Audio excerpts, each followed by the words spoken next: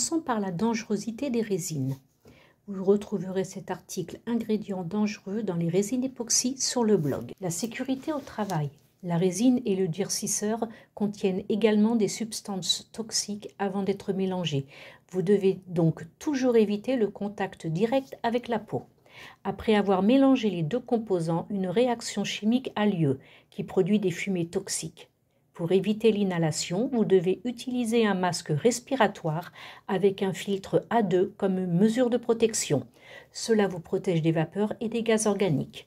Pour protéger vos mains, vous devez utiliser des gants en nitrile. Les gants en latex n'offrent pas une protection suffisante lorsque l'on travaille avec la résine époxy. Vous devez toujours protéger vos yeux des éclaboussures éventuelles avec des lunettes de sécurité. Si vous poncez, sciez ou percez la résine durcie, vous devez également porter un appareil respiratoire. Bien que la résine de coulée elle-même soit inoffensive après durcissement, des poussières et des vapeurs toxiques peuvent être produites pendant l'usinage et ne doivent pas être inhalées. Les produits disponibles sur le marché présentent de fortes différences de toxicité. Les produits destinés aux bricoleurs et aux artisans sont généralement moins douteux que les produits dits industriels. On suppose qu'ils sont traités dans l'industrie, dans des pièces isolées avec un système d'extraction. C'est pourquoi ils contiennent souvent plus de substances toxiques.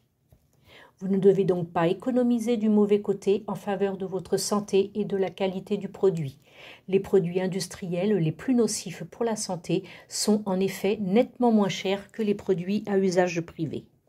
Si vous avez des questions concernant la sécurité alimentaire et la toxicité de votre résine, il est préférable de contacter directement le fabricant.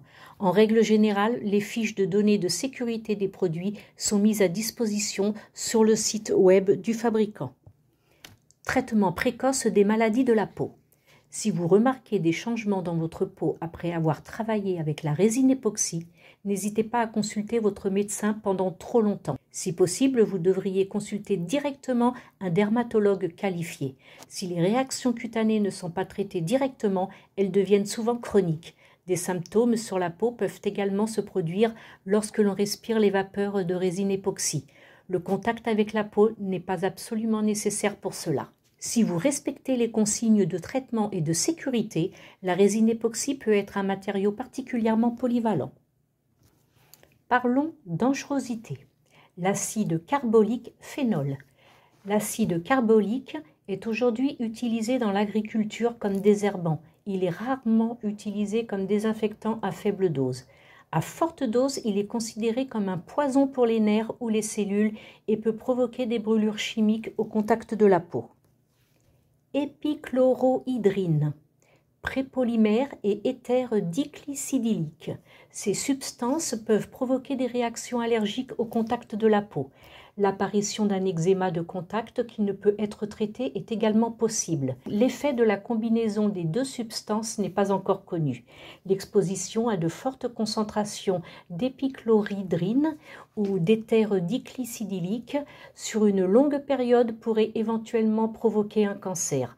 En outre, les vapeurs qui s'échappent peuvent entraîner une paralysie des voies respiratoires, une irritation des muqueuses ou un délire. En cas de contact très fréquent et prolongé, des lésions nerveuses ou rénales sont également possibles.